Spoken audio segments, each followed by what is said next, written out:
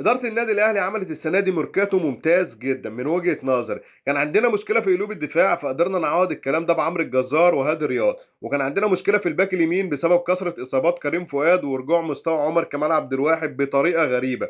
فعمر كمال عبد الواحد خرج إعارة، فقدرنا نعوض الكلام ده بأحمد عيد اللي متفائل بيه جدا بصراحة. إن شاء الله ده هيبقى أحلى باك يمين في مصر. عرضياته جميلة، لعيب سريع وخفيف ومهاري. وكان عندنا مشكلة في الباك الشمال فقدرنا نجيب يوسف بالعمري.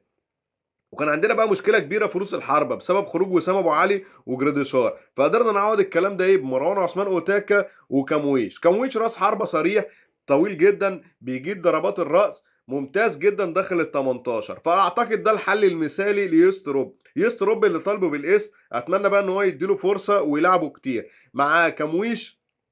اعتقد هيبقى في حلول كتير، لان بالطريقه ديت يقدر يستروب يلعب ب 4-4-2 او ب 4-1-4-1. فممكن نشوف مروان عثمان في الملعب وكمويش في ماتشات كتيره، واعتقد ان هو هيلعب بالطريقه دي من وجهه نظري، ودي الطريقه الاقرب للعب للعب يستروب، لان هو بيجيد جدا الكره السريعه والتحولات الهجوميه السريعه. ففي الطريقه دي هتحتاج انت اتنين رؤوس حربه صراع.